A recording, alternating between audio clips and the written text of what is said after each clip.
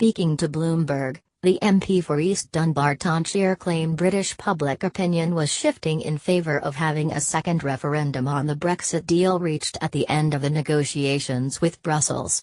But as the Bloomberg host asked her to explain how the UK Parliament could approve a second referendum proposed by her party, Ms Swinson failed to provide him with an appropriate answer. She said, "This is why I come back to it's actually what the public wants, because as public opinion shifts, and we have seen there is a growing appetite within the public if you look at polls for having a vote on the deal. Even among some people who voted to leave because people say, we recognize this is a major decision and it should be up to us to decide the way forward, and that has an impact on how politicians respond. If enough people want it and demand it, then it can happen.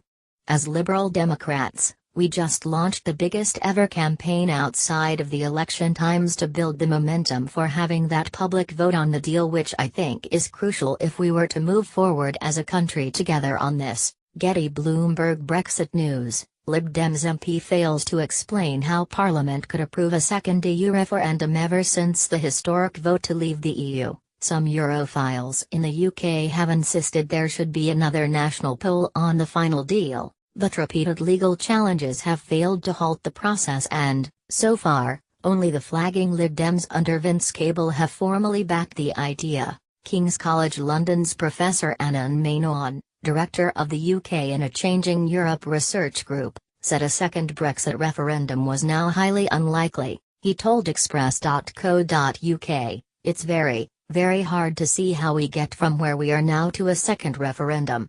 There are always fixes, but whether or not that a political will to do this, on the basis of the way Parliament has been voting, then no, there isn't."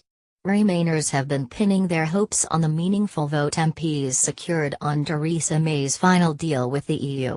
"If enough people want it and demand it, then it can happen," Jo Swinson. But the government has always said a Commons defeat would simply mean the UK leaves with no deal at all, despite calls from campaigners. Professor Menon, co-author of Brexit and British Politics, said there were too many doubts about what would happen in the event Mrs May was defeated, and even if that did force a fresh election, Labour remains hopelessly divided on Europe and has shown no desire to back calls to rerun the Brexit vote. Just last month, Jeremy Corbyn was forced to sack his former leadership rival Owen Smith for supporting a fresh vote on the issue. Professor Menon said, "Hand on heart, no one knows what happens. Does the Prime Minister resign?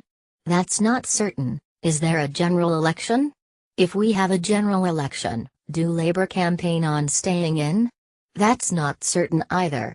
With less than a year to go until Britain leaves the EU in March 2019, some have pointed to a sheer lack of time to organise a new national poll, but Professor Menon said that might be easier to work around, with the EU being persuaded to give the UK an extension.